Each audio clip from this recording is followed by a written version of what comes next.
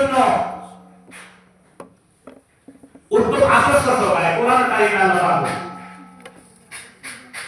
আমরা যেভাবে বাচ্চারা জন্মগ্রহণ করেছি নবীজি কিন্তু ঠিক তেমনি জন্মগ্রহণ করেন নাই। নবীজি জন্ম অবস্থায় তিনি হায়াওয়ান ছিলেন। জন্মের পর থেকে নবীজির কাছে ইনসাফ কায়েম ছিল, কার সাথে কি ব্যবহার করতে হয়, ইনসাফ কিভাবে করতে হয়, আমাদের জ্ঞান কিভাবে, এটা নবীজি জন্ম থেকে শুরু করে দিলেন। কেমনে শুনবা? আগেকার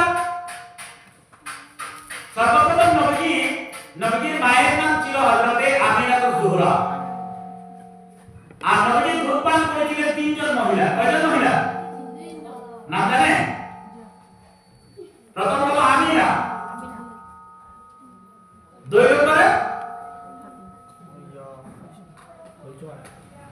প্রথম আমিনা, হালিমা সাদিয়া, সুয়াইবা, দুই নম্বরে, আর তিন নম্বরে হালিমাতুস সাদিয়া।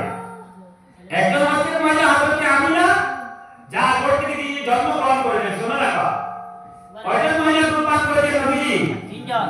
একজন হলেন হযরতে আমিনা, দুই নম্বর হযরতে সুয়াইবা, তিন নম্বর যার দুধ পান করেছেন হালিমাতুস সাদিয়া। প্রশ্ন হতে পারে, একজনের ঘরে জন্মগ্রহণ করলে তিনজনের দুধ কেন পান করেন? আরবের একটা প্রথা ছিল, যারা রাখবা, এগুলো জানতে হলে তোমাদের হাদিস পর্যন্ত যাইতে হবে, অনেক লম্বা সময় লাগবে, সুতরাং জানা জরুরি আছে। আরবের প্রথা ছিল, বাচ্চাগুলো জন্মগ্রহণ করার পরে অন্য মহিলা দুধ পান করানো হতো। আরবের মার্কেটগুলা ওপেন থাকতো, প্রতিদিন প্রত্যেক বাজারে একটা বাজার ছিল যেখানে দুধ পান করানোর জন্য মহিলারা আসতো। উদ্দেশ্য, যারা নতুন সন্তান জন্ম দিয়েছে তাদের বাচ্চাদেরকে কেমনে দুধ পান করা যায় উদ্যোগের নাই বলে এটা পয়সা দাঁড়িয়ে করা হতো, যে আমার এই ছেলেকে 2 বছর দুধ পান করাবা, তোমাকে এত টাকা দেবো, এত টাকা দেবো। মহিলারাও এটা ব্যবসা হিসাবে থাকতো ছিল। আরববাসীর কাছে এটাও বিশ্বাসযোগ্য ছিল যে অন্য মহিলা দুধ পান করলে বাচ্চাটা কি হয়, জ্ঞানী হয়, বুদ্ধিজীবী হয়, সুস্থ হয়, সবল হয়, এভাবে ছিল। এই হিসাবে নবীজি হযরতে আমিনাতুজ জোহরা দুধ পান করেন নবীজি 7 দিন। কয়দিন? 7 দিন দুধ পান করেন। সুয়াইবা দুধ পান করেন 5 দিন। আর 11 মাস 17 দিন, 11 মাস 17 দিন দুধ পান করেন হালিমাতুস সাদিয়া। এটাকে কোথায় পাবেন? আমি সম্পূর্ণ তথ্য সহকারে বলতেছি। হযরতে আমিনা দুধ পান করেন কয়দিন? 7 দিন। সুয়াইবার কাছে দুধ পান করেন 5 দিন। আর হযরত হালিমাতুস সাদিয়া দুধ 11 মাস 17 দিন। এই 13 দিন, 7 দিন, 5 দিন, 13 দিন আর 11 মাস 17 দিন কুল মিলিয়ে 2 বছর দুধ পান করেন।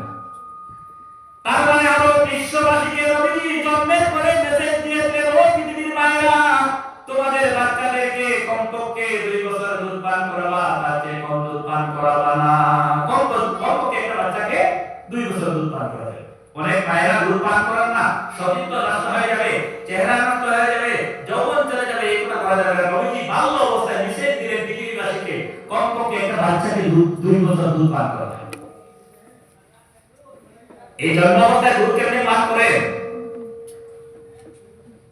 নবীজি আমার নবী মুহাম্মদুর রাসূলুল্লাহকে আব্দুল মুত্তালিব বাজারের মধ্যে নিয়ে গেলেন। নবীজির পিতা জন্মের পরে চলে গেলেন, আমিনার কুল থেকে নিয়ে, আমিনার কুলে করে নিয়ে বাজারের মধ্যে আব্দুল মুত্তালিব নিয়ে গেলেন। বাজারে হযরতে আমিনার কুলে ছোট্ট একটা সন্তান এসেছেন। আব্দুল মুত্তালিব বলতেছেন, ও বাজারের মানুষগুলা, ওই ঘরের মধ্যে একটা সন্তান রয়েছে, বেশি টাকা করে দেওয়া যাবে না, এতিম একটা সন্তান, অল্প টাকা করে দেওয়া যাবে। যদি কারো দয়া হয় এই এতিম বাচ্চাকে দুধ পান করাতে পারবা, বেশি টাকা করে দেওয়া যাবে না। বাজারে যেহেতু মহিলারা দুধ পান করাবে পয়সার বিনিময়ে বড় বড় টাকাওয়ালার পয়সাগুলো বাচ্চাগুলো আগে বিক্রি হয়ে গেল, এতিম বাচ্চাগুলো রইল একটা করে। আমিনা হযরত আমিনা মুহাম্মদুর রাসূলুল্লাহকে কোলে নিয়ে বসে আছেন, কেউ একবার বগল নেয় না, কারণ বেশি পয়সা পাওয়া যাবে না, এতিম বাচ্চার দুধ পান করাবো, কত টাকা পাবো? মহিলারা আসতেছে না। হালিমাতুস সাদিয়া মাঝে আসতে দেরি হয়ে গেল, সোয়ালির কারণে দেরি হয়ে গেল। বাজারে এসে স্বামীকে বলছে, ও স্বামী, কোনো বাচ্চা পাইলাম না। আরে ওই যে আব্দুল মুত্তালিব বলতেছে কে যেন একটা বাচ্চা ঘরের মধ্যে রয়েছে, বেশি টাকা করে দেওয়া যাবে না। স্বামীকে বলতেছেন হালিমা, স্বামীকে বলতেছেন, ও স্বামী, বিনা বাচ্চায় ঘরে খালি ফিরে যাওয়া থেকে একবার দেখে যাই বাচ্চাটা কেমন, যদি ভালো হয় তাহলে নিয়ে যাব।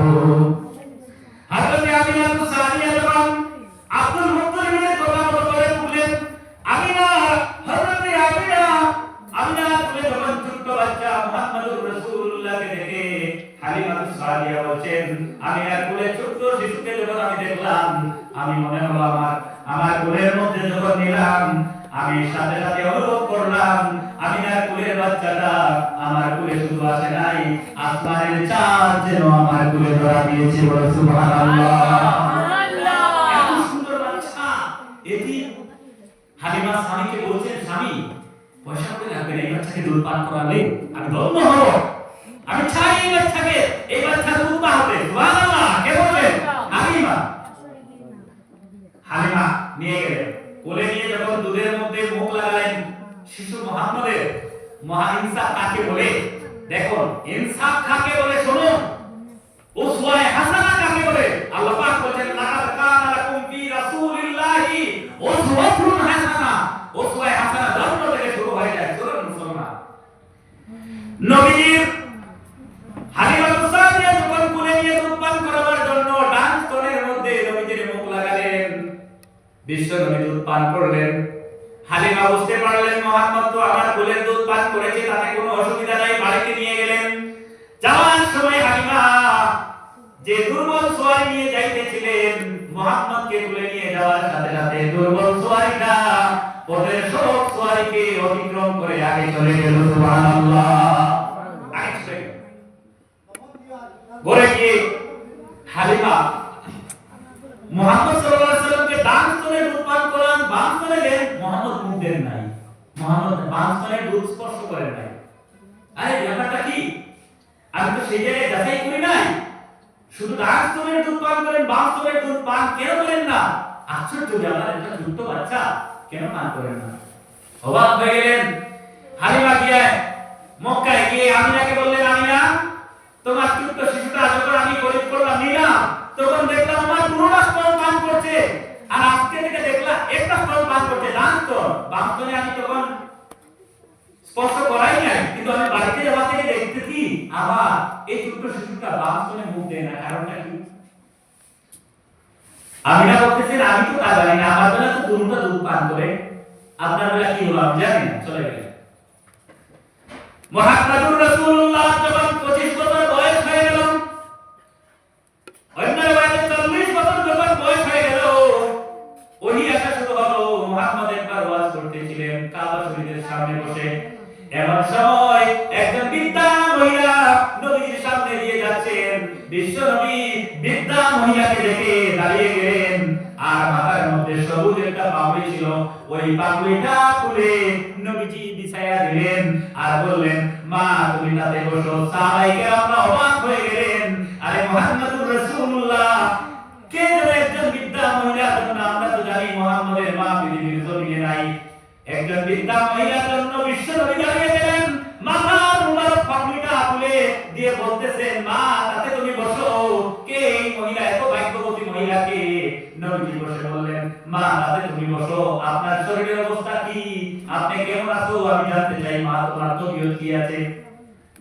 হযরত হালিমা সাদিয়া বলেন, বাবা আমি ভালো আছি, শুনেছি তুমি আখির জীবনের পয়গম্বর, দুনিয়ার মানুষ সাক্ষী দেওয়ার প্রয়োজন নাই রে। যখন আমি তোমাকে কোলে নিয়ে এলাম দুধ পান করাবার জন্য, আমি আর কোল থেকে যখন নিলাম, সেই দিন আমি বুঝতে পেরেছি তুমি এই পৃথিবীর আর কেউ নয়, আখির জামানার নবী পেগম্বর জামানার পয়গম্বর। সুবহানাল্লাহ। আমি না বলতেছেন বাবা মুহাম্মদ তুমি আমার দুধ পান করেছো, সত্যি তুমি আমি যদি তোমার দুধ মা হয়, তোমার কাছে একটা প্রশ্ন রাখতে চাই। এই প্রশ্ন আমি অনেকবার তোমার মায়ের কাছে করেছি, দাদার কাছে করেছি, চাচার কাছে করেছি, কোথাও কি এই প্রশ্নের উত্তর পাই না। মুহাম্মদ আজকে তুমি আমার এই সওয়ালের জবাব না দিলে আমি তাই পাপড়ি থেকে উঠবো না। কি সওয়াল? জন্মের পরে আমি যখন নারীনাথপুর থেকে আমার তুলে নিলাম, তুমি আমার ডাইন স্তনের দুধ পান করেছো। জীবনের দাদি 11 মাস 17 দিন আমার স্তনের দুধ পান করেছো, বাম স্তনের দুধ কেন পান করো না, এটা আমি জানতে চাই। নবীজি হেসে হেসে বললেন, মাগো আমার বয়স 13 দিন যখন ছিল, আমার মা জন্মদাত্রী মা আমিনাপুর থেকে যখন আপনার কোলে নিয়েছো, আমি তখন আপনার স্বামীর কোলে একটা ছোট্ট বাচ্চা দেখেছিলাম, আব্দুল্লাহ নামের বাচ্চাটা মনে আছে আপনার? সুবহানাল্লাহ। কত বছর বয়স? 13 দিনের বাচ্চা বলতেছেন, 13 দিনের বাচ্চা শিশু মুহাম্মদ বলতেছেন।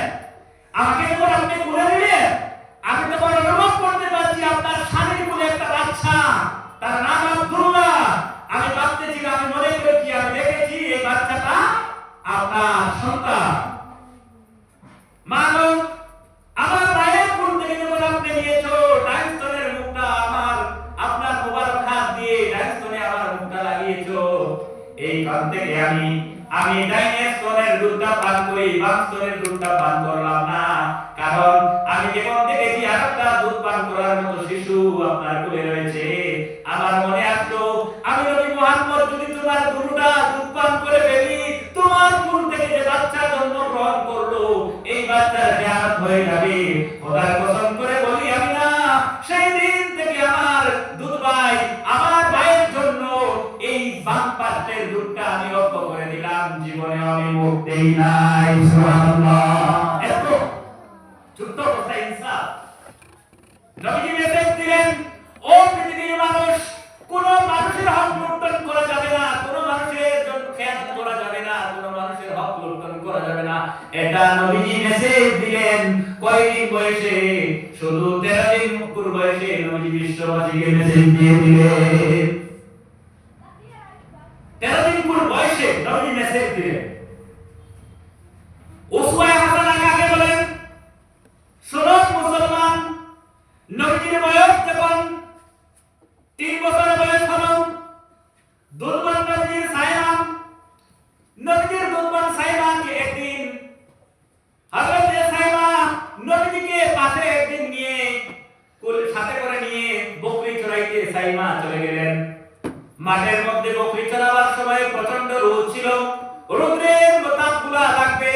মা বলেছেন, সাইমা রে, কোনদিন মুহাম্মদকে নিয়ে বকরি চড়াতে যাবে না, মুহাম্মদের গায়ে রোদের তেজ লাগবে, মুহাম্মদ কষ্ট পাবে, হিংস্র জন্তুগুলা মুহাম্মদের ক্ষতি করবে, কোনদিন খবরদার মুহাম্মদকে তোমার সঙ্গে বকরি চড়াতে নিবা না।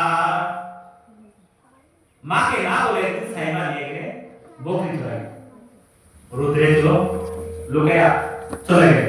হঠাৎ সাইমা বলতেছেন, ওয়াল্লাহি আল্লাহর কসম, আমি যখন চুপে চুপে মুহাম্মদকে নিয়ে গেলাম, দেখতে পাইলাম প্রচন্ড গরমের মধ্যে সূর্য আর জমিনের মধ্যস্থলে একটা মেঘের ছায়া আসলো। আমরা যেদিকে যাই মুহাম্মদকে সাথে নিয়ে কে যেন ছাতার মতো ছায়া দিয়ে যায়, যাতে করে সূর্যের তেজ মুহাম্মদের উপর লাগে না। সুবহানাল্লাহ। শুধু তাই নয় মুসলমান, শুনো বিশ্ব নবীর চরিত্র। বিশ্ব নবী কে ছিলেন? 3 বছর বয়সে আমার নবীজি জঙ্গলের পাশে হালিমাতুস সাদিয়ার কন্যা হযরতে সুয়াইবে হযরতে সাইমা যখন জঙ্গলের পাশে বসাইলেন, কোলের মধ্যে রাখলেন সাইমা, না জানি হিংস্র জন্তু এসে মুহাম্মদের ক্ষতি করে ফেলবে। এমন সময় কোন এক কারণে সাইমা পুরো দূরে যাইতেছিল, দূরে গেলেন, দেখলেন জঙ্গলের হিংস্র জন্তুগুলো এসে ছোট্ট শিশু মুহাম্মদের কোলে, মুহাম্মদের পাশে বসে কেউ বা কপালে, কেউ বা হাতে, কেউ বা পায়ে, কদমে চুমু দিতেছে। সুবহানাল্লাহ। সাইমা দূর থেকে দেখে বলে কান্না শুরু করলেন, আরে পাকে লুকিয়ে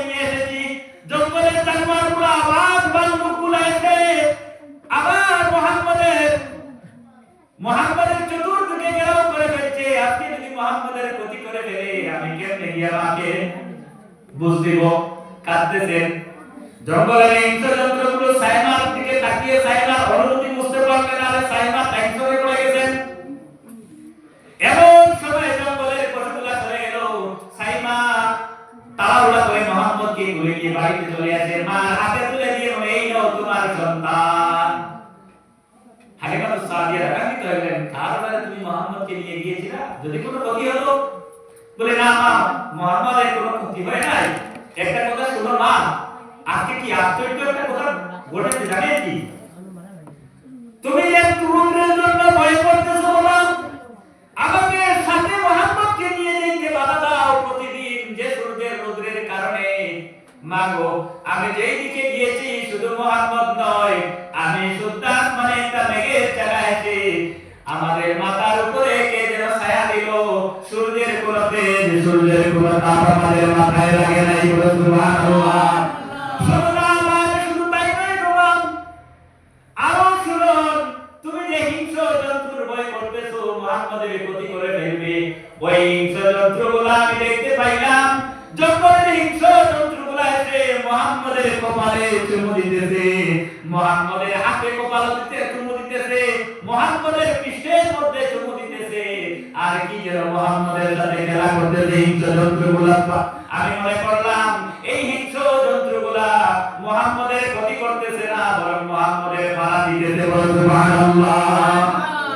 শুধু তাই নয় রে মুসলমান, শুনুন, উসওয়ায়ে হাসানা কি বলে শুনুন। 4 বছর বয়স যখন হলো, হালিমাতুস সাদিয়ার একটা বকরি জঙ্গলে হারায় গেল, একটা শক্তিশালী বকরি হারায় গেল। 4 বছরের শিশু, পূর্ব পশ্চিম চিনে না 4 বছরের বাচ্চারা।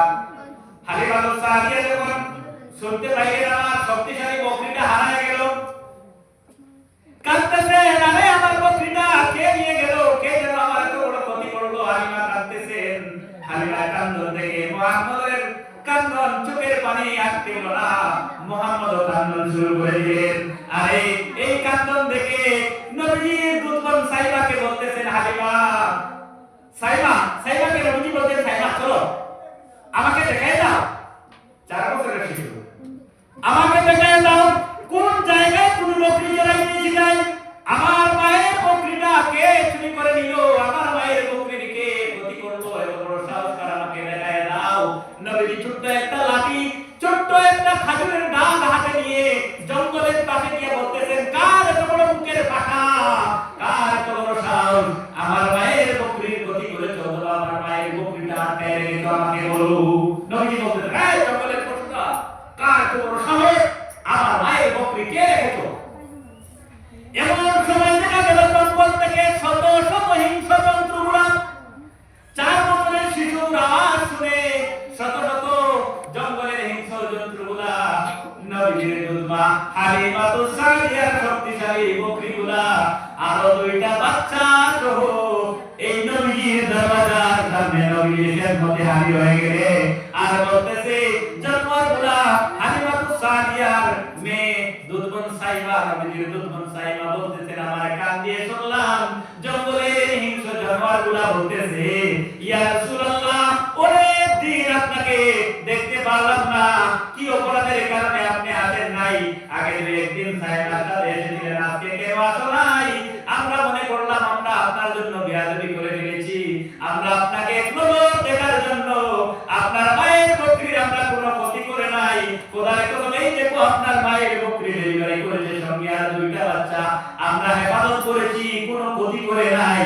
ইয়া রাসূলুল্লাহ, আপনার মায়ের বকরি সবজন, শুধু আমরা একটা কারণে আজকে রেখেছি। ইয়া রাসূলুল্লাহ, আপনি তো শুধু মানুষের নবী নয়, আপনি হলেন রাহমাতুল লিল আলামিন, तमाम জাহানের নবী, জানোয়ারের নবী, পশুপক্ষীর নবী। এই জঙ্গলে যেদিন আপনি এসে চলে গিয়েছেন, আমরা আর আপনি যাওয়ার পরে আমরা এরপর থেকে আর কোনোদিন কোনো মানুষের মুখ দেই না, তাই করে ফেলেছি। না জানি মুহাম্মদ আমাদের উপর রাগান্বিত হয়ে চলে গেছেন, আমরা আপনার কোরআন অপেক্ষায় ছিলাম, আমরা বুদ্ধি করে আপনার মায়ের বকরিটা আটকে রেখেছিলাম, যাতে করে আপনার মা আপনাকে সাথে নিয়ে বকরি খুঁজতে বাইর হবেন, তখন আমরা আপনার হৃদয় লাভ করবো। সুবহানাল্লাহ। বিশ্বনবী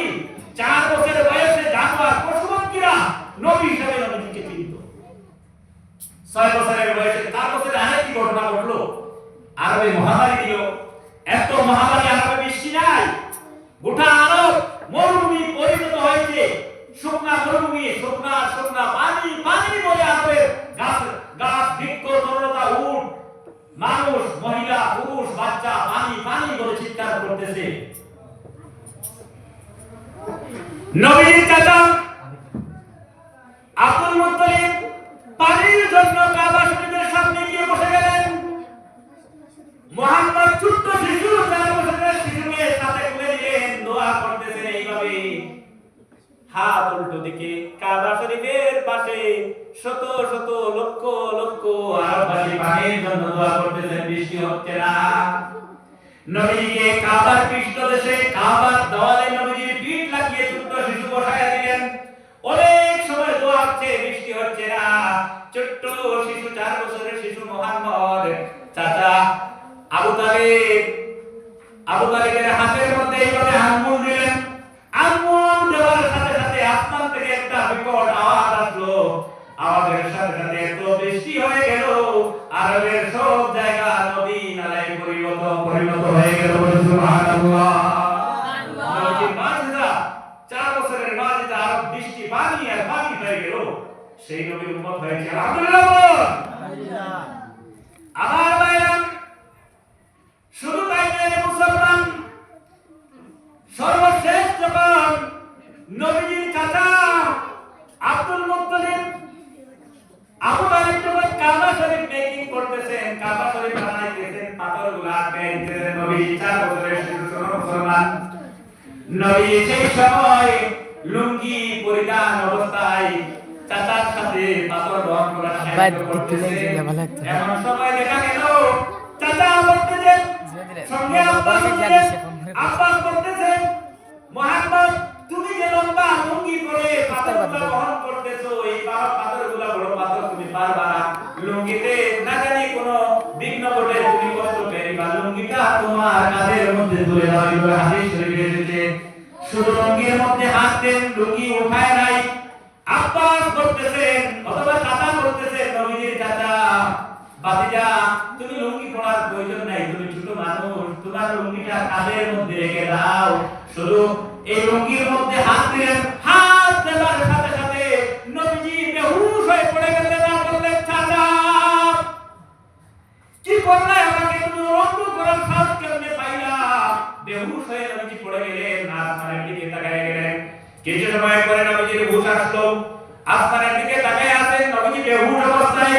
কিছুক্ষণ পরে যখন হুঁশ আসলো, নবীজি বলতেছেন, ইদারি ইদারি ইদারি, আমার লুঙ্গি আমার লুঙ্গি।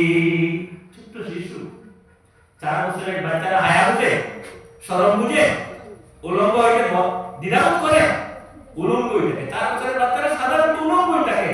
নবী 4 বছর জন্মের পরে জীবনে উলঙ্গ হয় না। সুবহানাল্লাহ বলবা না? চরিত্র কাকে বলে? ছোটবেলা থেকে দেশের দিনে ও পৃথিবীর ভাইরা, তোমার বাচ্চাকে ছোট থেকে তুমি হায়াবান বানাও, ছোট থেকে তাকে হায়াবান বানাও, তাকে শরম শিখাও। শরম শিক্ষা দিয়ে যে পৃথিবীকে মুহাম্মদুর রাসূলুল্লাহ, এমন এক পরিবেশ ছিল, জিনা ছিল ওপেন, গরু যেমন, পশুরা যেমন মানুষের সামনে মিলামেশা করতো, এমন এক পরিবেশ ছিল দুনিয়া। এই অপরিপূর্ণ পরিবেশকে এত শান্তিপূর্ণ পরিবেশে পরিবর্তন করেছেন কেবল মুহাম্মদুর রাসূলুল্লাহ সাল্লাল্লাহু আলাইহি ওয়াসাল্লাম। আমার ভাইরা, শুরু থেকে শুনুন, মুহাম্মদুর রাসূলুল্লাহর বয়স যখন 25 বছর বয়স অথবা 23 বছর বয়স হলো, আবু তালিব নবীর চাচা আবু তালিব মুহাম্মদকে আরবের সম্পদশালী মহিলা খাদিজার ঘরের মধ্যে, খাদিজার ইন্ডাস্ট্রির মধ্যে কর্ম করার জন্য আদেশ দিলেন। এদিন শিশু মুহাম্মদুর রাসূলুল্লাহ 23 বছর বয়সে খাদিজার ইন্ডাস্ট্রিতে গিয়ে জয়েন করলেন। হযরতে খাদিজা সিরিয়ায় ব্যবসা করার জন্য এক জায়গা মুহাম্মদুর রাসূলুল্লাহকে নিজের প্রতিনিধি বানিয়ে সিরিয়ায় পাঠাইলেন। শুনুন মুহাম্মদের উসওয়ায়ে হাসানা কি বলেন। আরবের সম্পদশালী মহিলা খাদিজা যখন নবীকে পাঠাইলেন, একদিন হঠাৎ করে দেখা গেল খাদিজা রাস্তায় যে মালগুলো নিয়ে মোহাম্মদ যাচ্ছেন, সঙ্গে ছিলেন মাইসারা নামক একজন দাসী, খাদিজার দাসী। যে মালগুলো 4 দিন 5 দিন বিক্রি করতে 4-5 দিন লাগে, আরে একদিনে বিক্রি হয়ে গেল। যে মালের মুনাফা 10 টাকা হওয়ার কথা ছিল, সেই জায়গায় মুনাফা হচ্ছে 500 টাকা। রাস্তার মধ্যে একজন খ্রিস্টান পাদ্রীর সাথে দেখা হয়ে গেল। সে মুহাম্মদুর রাসূলুল্লাহকে দেখে বলল, আমি তাওরাত পড়েছি, আমি তাওরাতের আলিম, জবুরেও পড়ে শুনেছি একজন নবীর কথা উল্লেখ বারবার এসেছে। আমি এই শিশু ব্যক্তির কাছে, এই ব্যক্তির কাছে আখির জামানার নবী মুহাম্মদুর রাসূলুল্লাহর নিদর্শন পাচ্ছি। বলো সুবহানাল্লাহ। এই কথাগুলো শুনে শুনে যখন বাড়িতে ফিরলেন, মাইসারা যখন খাদিজাকে বললেন, খাদিজা এই যে এত ব্যবসায় উন্নতি হচ্ছে, এত ফায়দা হলো, আর শুধু তাই নয়, মুহাম্মদের ব্যাপারে এই ঘটনা ঘটলো, এগুলা যখন বললেন, ভিন্ন ভিন্ন আরো রিওয়ায়াতে ভিন্ন ভিন্ন ঘটনা ঘটলো রাস্তায়, সবগুলা যখন বললেন, খাদিজা আশিক হয়ে গেলেন। খাদিজা মুহাম্মদকে প্রস্তাব দিলেন যে খাদিজা নবীজিকে বললেন, মুহাম্মদ আপনি যদি মেনে নাও তাহলে আপনাকে আমি স্বামী হিসেবে গ্রহণ করতে চাই। কত বছর বয়সে? 25 বছর বয়সে নবীজিকে প্রস্তাব দিলেন। কে প্রস্তাব দিলেন? খাদিজা। খাদিজার আগে আর দুইটা বিবাহ হয়েছিল, কিন্তু খাদিজা অত্যন্ত সুন্দরী মহিলা ছিলেন, আর আরবের শ্রেষ্ঠ সম্পদশালী মহিলা ছিলেন, আরবের শ্রেষ্ঠ সম্পদশালী মহিলা। হযরতে খাদিজা বলতেছেন, নবীজি যখন বিবাহ হয়ে গেল, আর আগে নবীজি এসে বাড়িতে এসে আব্দুল মুত্তালিবকে বলতেন, আবু তালিবকে বলতেন, চাচা যে মালিকের ঘরে আমাকে কর্মচারী হিসাবে আপনি পাঠিয়েছিলেন, সেই মালিক নিয়ে আজকে আমাকে বিবাহের প্রস্তাব দিলেন। তিনি বলেন, সত্যি কথা বলছো ভাতিজা? বলে হ্যাঁ। আবু তালিব বলতেন, মুহাম্মদ তোমার রায় কি? নবীজি বললেন, চাচা আপনারা যদি হ্যাঁ বলেন তাহলে আমি হ্যাঁ। চাচার অনুমতি পেয়ে মুহাম্মদ সাল্লাল্লাহু আলাইহি ওয়াসাল্লাম খাদিজাকে অনুমতি দিয়ে দিলেন। খাদিজার বিবাহ হয়ে গেল। নবীজি যখন বিবাহ করলেন, খাদিজার মহারানা হিসেবে 20টা উট দান করলেন। কয়টা উট? কয়টি উট? 20টি উট দিলেন। 20টা উট দিয়ে নবীজি মেসেজ দিলেন, আজকে যে আমরা মহারে ফাতিমি হিসেবে এই যে আমি বলে দান করি, আরে মহর কি জিনিস আপনারা শুনুন। মহর হচ্ছে যে মহিলা তার সম্মান, তার ইজ্জত, তার মর্যাদা এবং তার শিক্ষা, তার ইসলামিক গুণগান, তার চরিত্র সবর উপর ভিত্তি করে মহর ধার্য করা হয়, এবং যিনি বিবাহ করবেন তার সামর্থ্য অনুসারে মহর ধার্য করা হয়। আজকে মহরে ফাতিমি সমাজে প্রচলন করা হয়, এটা কিন্তু জায়েজ নয়, এটা প্রচলন করা বিলকুল জায়েজ নয়। কোন কোরআনে কোন হাদিসে এটা সুন্নাত বলে কেন দেওয়া হয় না? কারণ মহরে ফাতিমিটা হলো নবীজির মেয়ে, হযরতে ফাতিমাকে বিবাহ করেছেন হযরত আলী অনেক করে, কিন্তু নবীজি বিশ্ববাসীর জন্য এসে তিনি সর্বপ্রথম বিবাহ করেছেন, তার মহরটা ছিল 500 স্বর্ণ মুদ্রা অথবা 20টি উট। আজকে 20টা উটের দাম করে একটা উটের দাম 5 লক্ষ টাকা। 20টা উটকে ক্যালকুলেশন করলে কত হয়? 1 কোটি টাকা। কত টাকা? 1 কোটি টাকা। সুতরাং তুমি সুন্নাত মহর যদি মহরে ফাতিমি সুন্নাত হয়, তাহলে আসল সুন্নাত তো নবীজি যে বিবাহ করেছেন সেটা সুন্নাত। একটা মেয়ের মহর না কমপক্ষে কত হবে? 1 কোটি টাকা। নবীজিটা ফলো করে। সুতরাং মহরে ফাতিমি ধার্য করে অনেক সময় মেয়েদেরকে ঠকানো হয়, অনেক সময় পুরুষের উপর বোঝা হয়ে যায়। যে পুরুষ 2 লক্ষ টাকা দেওয়ার সামর্থ্য নাই, তার উপর তাকে সুন্নাত বলে ঝাঁপিয়ে দেওয়া হয়। আর অনেক সময় অনেক সম্মান সম্পূর্ণ মহিলা, ইজ্জত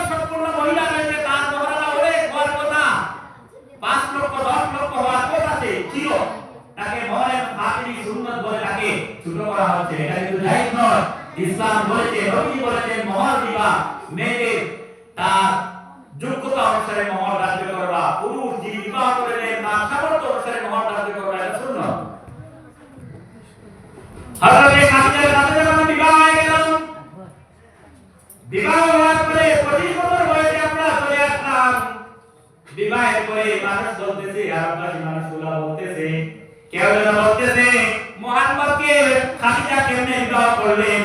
খাদিজা এত সম্পদশালী মহিলা, তিনি আরবের জমিনে কি আর ধনী পুরুষকে দেখেন নাই? সম্পদশালী আর কোন যুবক দেখেন নাই? সৌন্দর্যের দিকে আর দেখেন নাই? এমন কথা বলতেছেন, আপনি কথা বলতেছেন। কারণ সমাজে একটা কথা আছে, হিন্দুরা খাইতে পায় না বলে মন্দ কথা বলে। সবার চোখ ছিল খাদিজাকে বিবাহ করলে আরবের শ্রেষ্ঠ সম্পদশালী হওয়া যাবে, কিন্তু খাদিজা ইচ্ছা করে মুহাম্মদকে বিবাহ করেছে। ধনী ছেলেরা ধনী হতে পারলো না, আম্বানি হতে পারলো না, বিদায় তারা বলতেছে আর আপনি কথা বলতেছে, কথাগুলো খাদিজার কানে চলে আসলো। শোনো, ইতিহাস বলছি না, হাদিস থেকে বলতেছি। খাদিজা যখন শুনলেন, খাদিজা এলান করলেন, ও আরববাসীরা, আমি তোমাদের সামনে আজকে একটা সভা করব। এই সভায় আমার কিছু বক্তব্য উপস্থাপন করতে চাই। গোটা আরববাসীকে খাদিজা সবার জন্য ডাকতে, সবাই চলে আসো, সবার জন্য আমার একটা নসিহত রয়েছে। আমি একটা মেসেজ দিতে চাই, আর তোমার সাথে আমার একটা আলোচনা কমপ্লিট হবে। আরবের সমগ্র ব্যবসা বাণিজ্যের প্রতিষ্ঠানগুলি বন্ধ করে দেওয়া হলো। খাদিজা বলতেছেন, আজকে আগামীকালকে আরবে একটা সভা হবে, সেই সভায় আমার স্বামী মুহাম্মদ থাকবা, আমিও থাকবো, সবাই আসবা। সেখানে তোমাদের বিরিয়ানি দেওয়া হবে, কিছু সিন্নির আয়োজন করা হবে অলিমা হিসাবে, তোমরা আসবা। বিবাহ হয়েছিল নবী খাদিজার সাথে। এই সভার মধ্যে উঁচু চেয়ারের মধ্যে সভাপতির আসন হিসাবে বসাইয়া দিলেন মুহাম্মদুর রাসূলুল্লাহ সাল্লাল্লাহু আলাইহি ওয়াসাল্লামকে। তখন কিন্তু নবীজি নবুয়তি পান নাই, 25 বছর বয়সে। খাদিজা বলতেছেন, আমি শুনলাম আমার স্বামীর ব্যাপারে এই মন্তব্য তোমরা করেছো। আমি কেমনে খাদিজাকে মুহাম্মদকে বিবাহ করলাম এত টাকা পয়সা ওলা মানুষ, এদিন একটা বাচ্চাকে কেমনে বিবাহ করলাম, এই কথা বলতেছো তোমরা, আমি কথা বলতেছো। আমি এটা প্রতিক্রম দেওয়ার জন্য আজকে এই সভা রেখেছি। প্রথম তোমাদের মধ্যে প্রশ্ন হলো, প্রথম যে প্রশ্নটা হলো, রে আরববাসী, আমি এত সম্পদশালী, এরপরেও আমি আরবের মধ্যে আর কোন কিছু, কোন পুরুষ পাই না, কোন সুন্দর পুরুষ কি পাই না, মুহাম্মদকে কেমনে আমি বিবাহ করলাম? এই তো তোমাদের প্রশ্ন। উসমায় হাসানা কাকে বলে শোনো। নবী বলতেছেন, সেই দিন খাদিজা লক্ষ লক্ষ মানুষের সামনে বলতেছেন, ও আরববাসীরা, এই পৃথিবীর জমিনে শ্রেষ্ঠ খানদান কোনটি? খানদানের নামটা বলো। সকল আরববাসীরা চিৎকার দিয়ে বলল, শ্রেষ্ঠ খানদান হচ্ছে কুরাইশের খানদান। খাদিজা আবার পুনরায় বলতেছেন, ও আরববাসীরা, আমি যাকে স্বামী গ্রহণ করেছি উনি তো কুরাইশ খানদানের, সুতরাং আমি খানদানের শ্রেষ্ঠ খানদানের পুরুষকে বিবাহ করেছি। 2 নম্বর হলো, এই আরবের জমিনে চরিত্রের দিক দিয়া, সৌন্দর্যের দিক দিয়া একজন পুরুষের নাম বলো। কেউ কথা বলতেছে না, একজন আরেকজনের দিকে তাকাইতেছে। খাদিজা বলতেছে, এটাও তোমরা বলতে পারবা না, কারণ আমার স্বামী মুহাম্মদের চেয়ে চরিত্রবান এই আরবের জমিন তো দূরের কথা, গোটা পৃথিবীতেও নাই। সুবহানাল্লাহ। মুহাম্মদের চেয়ে সুন্দর পুরুষ এই পৃথিবীর জমিনে নাই। সুতরাং সৌন্দর্য, চরিত্রের দিক দিয়ে 1 নম্বর, খানদানের দিক দিয়ে 1 নম্বর। খাদিজা এই দুইটা জিনিস পছন্দ করেছে। আর একটা কথা, খাদিজা এত গরিব সন্তানকে কেন বিবাহ করলেন?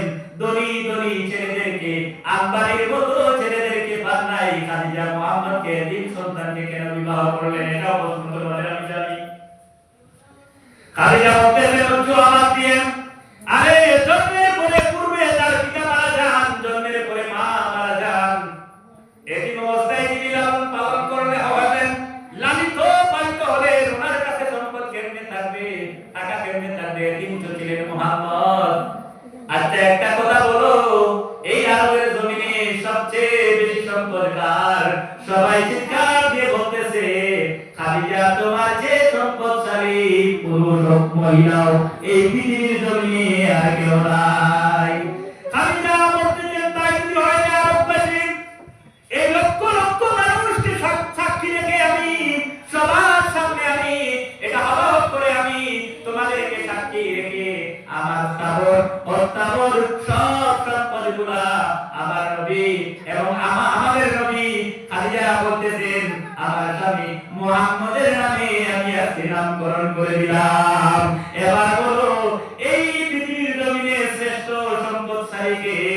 সবাই বলতে লাগলো মুহাম্মদ ছাড়া আর কি সুবহানাল্লাহ বলো না আমার সব রব্বুলের মালিক তুমি মুহাম্মদ হন তাহলে কোন বেলায় পৃথিবীর জমিনে রয়েছে মুহাম্মদ যে ধনী আরে ভাই এই কথা শুনে আল্লাহ রাব্বুল আলামিন পরবর্তী সময়ে বললেন ওয়া ওয়াজাদাকা দাল্লান ফাহাদা ওয়া ওয়াজাদাকা আইলাম ফাগনা ওলি তুমি গরীব ছিলে আমি তোমাকে ধনী বানিয়ে দিলাম সুবহানাল্লাহ খাদিজার মাধ্যমে আল্লাহ পাক ধনী বানালেন সুতরাং আল্লাহ পাক বলছেন নবী তোমাকে আমি ধনী বানিয়ে দিলাম শুরু হয়ে মুসলমান খাদিজা এবার বলতেছেন চরিত্রের দিক দিয়ে এক নম্বর আমার স্বামী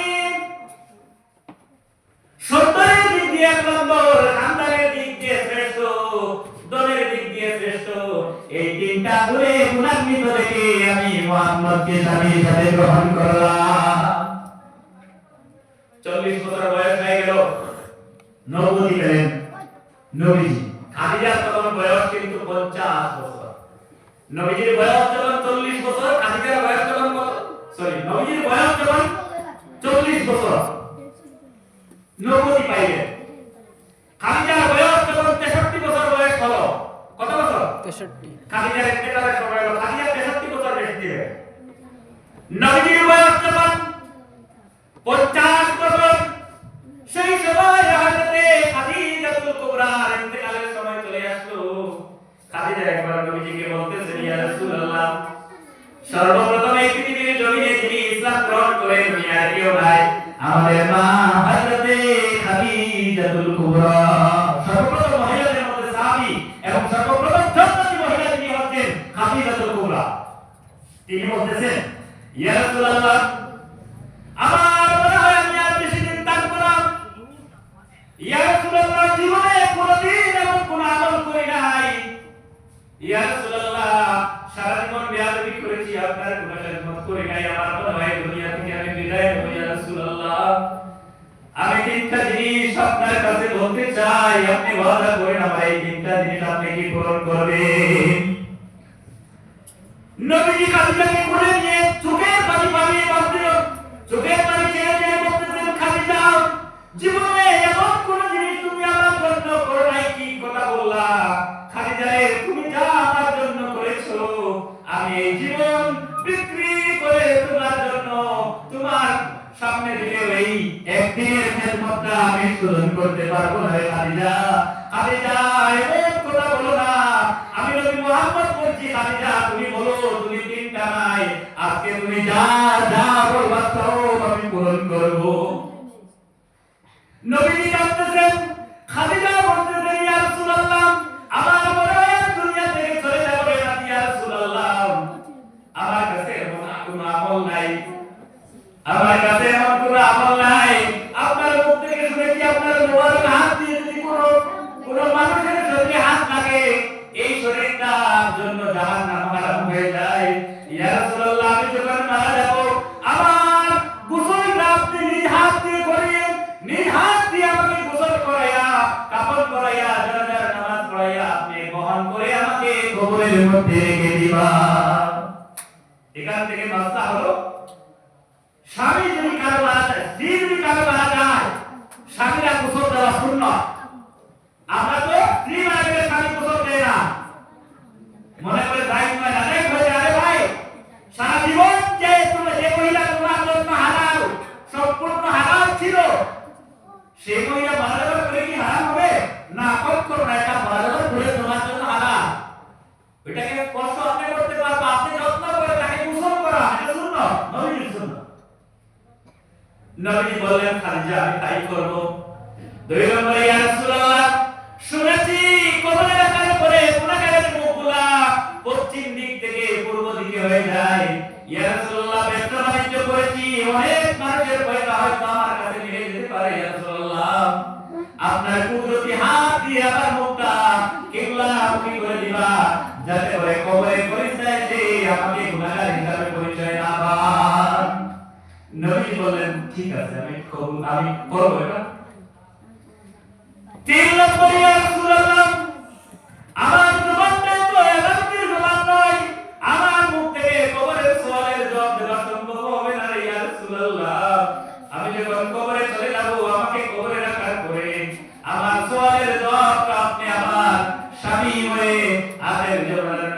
মুহাম্মাদুর রাসূলুল্লাহ হয়ে আমার পক্ষ থেকে দিয়ে দিবা। আমি আমার জবান দিয়ে সওয়ালের জবাব দেওয়া সম্ভব হবে না, কারণ আমি শুনেছি ইয়া রাসূলুল্লাহ, কবরের সওয়ালের জবাব যদি দেওয়া সম্ভব হয় না, কবরে জাহান্নাম পরিণত হয়ে যাবে কবরটা, এবং যে মানুষ কবরের সওয়ালের জবাব উত্তীর্ণ করতে পারবে সেই মানুষ জান্নাতি হবে। তাই আমি শুনেছি ইয়া রাসূলুল্লাহ, আমার পক্ষ থেকে আপনি সওয়ালের জবাবগুলো দিয়ে দিলাম। পরে আমি খালিদা ইন্তেকাল হয়ে গেল, নবীজি নিজ হাত দিয়ে খালিদাকে গোসল করাইয়া কবরের মধ্যে রাখলেন। নবীজির বয়স 50, খালিদার বয়স 63। এমন অবস্থায় কবরে রাখার পরে খালিদার মুখটা নবীজি বারবার কিবলামুখী করতেছেন, কিন্তু খালিদার মুখটা কিবলামুখী থেকে মৃত অবস্থায় খালিদার মুখটা আসমান দিকে হয়ে যায়। নবীজি হাত দিয়ে বারবার কিবলামুখী করতেছেন, খালিদার মুখটা আসমানমুখী হয়ে যায়। হাদিস শোনাচ্ছি এসব আসমান কি হয়ে যায়। নবীজি অবাক হয়ে গেলেন, আরে কি আপা, আমি বারবার চেষ্টা করছি কেন খালিদার মুখটাই কিবলা থেকে সরে যায়। এমন সময় কে যেন আওয়াজ দিয়ে বলতেছেন, ইয়া রাসূলুল্লাহ, আপনি যতই চেষ্টা করেন খালিদার মুখটা কিবলা মুখী করতে পারবে না। খালিদার মুখটা আসমানমুখী হয়েছে, আসমানমুখী থাকবে, কারণ খালিদা তার জীবনে আপনার যা যা সাহায্য করেছেন, এই সাহায্যের উপর খালিদার কিবলার মালিক আজকে আজিমের সাথে খালিদার সম্পর্ক হয়ে গেছে। সুবহানাল্লাহ। সুতরাং আপনার কিবলামুখী করার প্রয়োজন নাই নবীজি, আপনি কিবলামুখী খালিদার চেহারা করার প্রয়োজন নাই। খালিদার চেহারা সম্পর্ক ডাইরেক্ট আজকে আজিমের সাথে হয়ে গেছে। নবীজি খুশি হয়ে গেলেন, দফন করা হলো, নবীকে খালিদাকে দফন করা হলো। পরে আর নবীজি কবরের পাশে দাঁড়িয়ে আছেন, সব সাহাবায়ে কেরাম চলে গেলেন, নবী যাচ্ছেন না। কি হলো? সাহাবায়ে কেরামরা বলছেন, মারি মুহাম্মদ ইয়া রাসূলুল্লাহ, কি হলো, আপনি কবরের পাশে যান নাকি? আপনি খালিদাকে এত ভালোবাসেন তাই নাকি? নবীজি বললেন, না রে, মৃত্যুর আগে আমি খালিদাকে ওয়াদা করে দিয়েছি, খালিদার সওয়ালের জবাব না দেওয়া পর্যন্ত আমি কবরের পাশ থেকে যাব না।